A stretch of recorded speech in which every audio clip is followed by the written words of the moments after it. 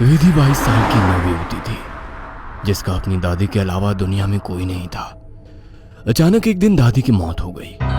विधि अब दुनिया में बिल्कुल अकेली रह गई थी। उसके बॉयफ्रेंड सनी के अलावा अब उसका इस दुनिया में कोई सहारा नहीं था।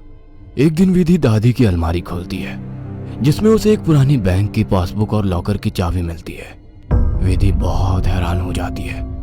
वह जानती थी दादी कितनी मुश्किलों से घर चला रही थी। फिर ऐसे में उनके पास से मिली ये लॉकर की चाबी देखकर विधि के मन में सवालों की झड़ी लग गई थी। ऐसा क्या है उस लॉकर में जिसके बारे में दादी ने उसे आज तक नहीं बताया। सवाल बहुत सारे थे जिनका जवाब ढूंढना था।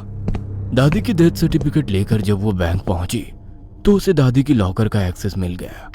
उत्सुकतावश उसने लॉकर खोला तो उसमें सिर्फ उसे कुछ कागज दिखाई दिए। विधि कागज लेकर घर लौट आई। उन कागजों के मुताबिक मंथनपुर में एक बड़ी हवेली दादी के नाम थी। इतनी बड़ी हवेली है दादी के पास और हम सालों से इस 2 कमरे के किराए के मकान में जी रहे हैं। ऐसा क्यों किया दादी ने?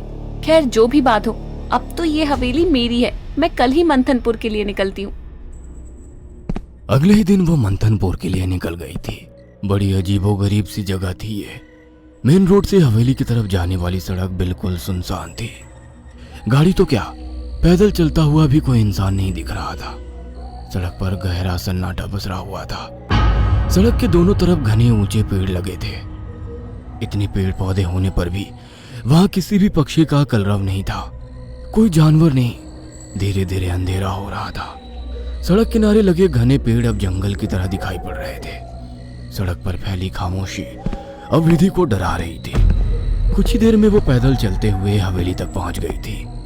हवेली काफी पुरानी दिखाई पड़ रही थी। ऐसा लगता था कि सालों से वहां किसी ने पैर ही नहीं रखा। हवेली के 500 मीटर के दायरे में गिने चुने ही मकान थे और जो थे वो भी खाली पड़े हुए थे।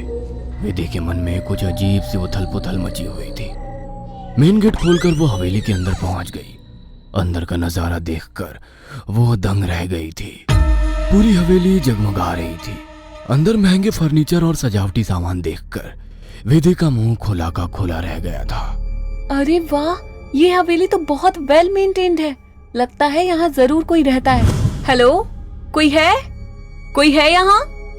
विधि पूरी हवेली में घूमकर वहां रहने वाले व्यक्ति को ढूंढ रही थी। ढूंढते ढूंढते वो हवेली के अंदर आकर देखने लगती है।